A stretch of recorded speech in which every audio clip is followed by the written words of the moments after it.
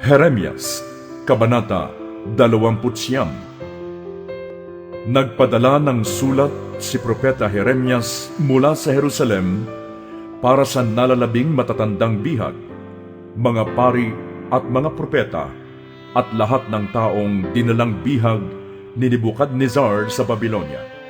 Ito'y ginawa niya matapos lisanin ni Haring Jeconias ang Jerusalem, kasama ang kanyang inang reyna, mga yunuko, mga pinuno, at mga panday ng palasyo. Ang sulat ay ipinadala ng propeta kina Elasa, anak ni Safan, at Gemarias, anak ni Hilkias, na sinugo ni Haring Zedekias kay Haring Nebukadnezar sa Babylonia. Ganito ang sinasabi sa sulat. Ito ang sinasabi ni Yahweh na makapangyarihan sa lahat, ang Diyos ng Israel, sa lahat ng mga taga-Jerusalem na dinalang bihag sa Babylonia. Magtayo kayo ng mga bahay at diyan na kayo tumira. Magtanim kayo at inyong kanin ang bunga niyon. Mag-asawa kayo upang magkaanak. Bayaan ninyong mag-asawa ang inyong mga anak nang sila'y magkaanak din. Magpakarami kayo at huwag ninyong hayaang kayo'y umunti. Ngunit pagyamanin ninyo ang lungsod na pinagdalhan ko sa inyo. Idalangin ninyo sila kay Yahweh, sapagkat kayo rin ang makikinabang kung sila'y umunlad. Huwag kayong magpapalinlang sa inyong mga propeta at mga manghuhula. Huwag kayong basta-bastang maniniwala sa kanilang mga panaginip. Tandaan ninyo, kasinungalingan ang sinasabi nila sa inyo. Sila'y hindi ko sinugo, ang sabi ni Yahweh. Subalit, ito ang aking sinabi. Pagkatapos lamang ng 70 taon ng pagkabihag sa Babylonia, muli kong ipadarama ang pag-ibig ko sa inyo. Tutuparin ko ang aking pangakong, ibabalik kayo sa lupaing ibinigay ko sa inyo. Sapagkat batid kong lubos ang mga plano ko para sa inyo, mga planong hindi ninyo ikakasama, kundi para sa inyong ikabubuti. Ito'y mga planong magdudulot sa inyo ng kinabukasang punong-puno ng pag-asa. Kung maganap na ito, kayo'y tatawag, lalapit at dadalangin sa akin, at diringgin ko naman kayo. Kapag hinanap ninyo ako, ako'y inyong matatagpuan. Kung buong puso ninyo akong hahanapin, oo, ako'y matatagpuan ninyo, sabi ni Yahweh, at ibabalik ko ang inyong mga kayamanan.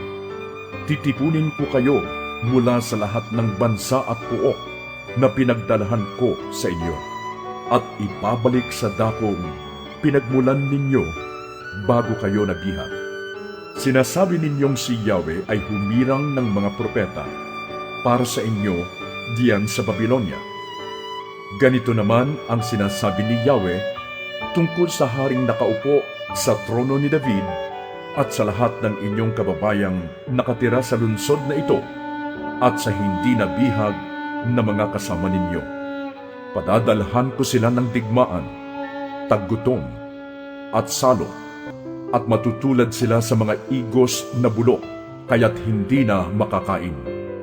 Sila'y mamamatay sa labanan, sa gutom at salot. Masisindak ang lahat ng bansa sa kanilang sasapitin.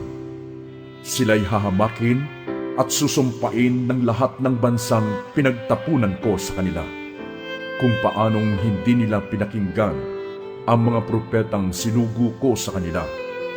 Gayon din kayo. Ngunit kayong mga taga-Jerusalem na dinalang bihag sa Babylonia, makinig kayo sa ipinapasabi ni Yahweh. Paparusahan ni Yahweh si Ahab na anak ni Colias at si Zedekias na anak naman ni Maasias, sapagkat ginamit nila sa kasinungalingan ang aking pangalan. Sila'y ibibigay ko kay Haring Nebukadnezar ng Babylonia at papatayin sa inyong harapan. Ang kanilang pangalay babanggitin ng lahat ng taga-Huda na dinalang bihag sa Babylonia kapag sinusumpa nila ang kanilang kapwa. Sasabihin nila, "Gawin sana sa inyo ni Yahweh ang ginawa kina Zedekias at Ahab na sinunog ng buhay ng hari ng Babylonia. Ganito ang mangyayari sa kanila sapagkat kasuklam-suklam ang kanilang ginawa sa Israel. Sila'y nangalunya at ginamit pa ang aking pangalan sa kasinungalingan. Nalalaman ko ito at nasaksihan." Sabihin mo kay Simayas na taga Nehelam, "Ganito ang ipinapasabi ni Yahweh, ang makapangyarihan sa lahat, ang Diyos ng Israel. Sinulatan mo ang mga taga Jerusalem, ang paring si Zephanias na anak ni Maasiyas, at ang lahat ng mga pari.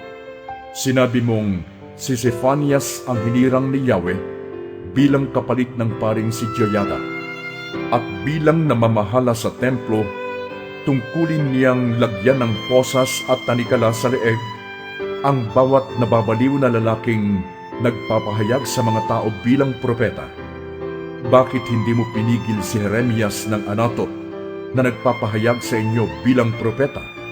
Sa mga bihag sa Babilonya'y sinabi niya, magtatagal kayo rito, kaya magtayo kayo ng mga bahay na matitirhan at magtanim kayo para may makain." Binasa ng paring si Zephanias ang sulat na ito nang naririnig ni Propeta Jeremias, at tinanggap ni Jeremias ang salita ni Yahweh. "Sabihin mo sa lahat ng mga dinalang bihag sa Babylonia na ganito ang sabi ni Yahweh tungkol kay Simayas na taga Nehelam. Nagpahayag si Simayas, gayong hindi ko naman siya sinugo, at pinapaniwala kayo sa isang kasinungalingan. Dahil dito'y siya'y paparusahan ko at ang kanyang mga salinlahi. Hindi na niya masasaksihan ang kasaganaang ipagkakaloob ko sa aking bayan, sapagkat nagpapahayag siya ng paghihimagsik laban sa akin."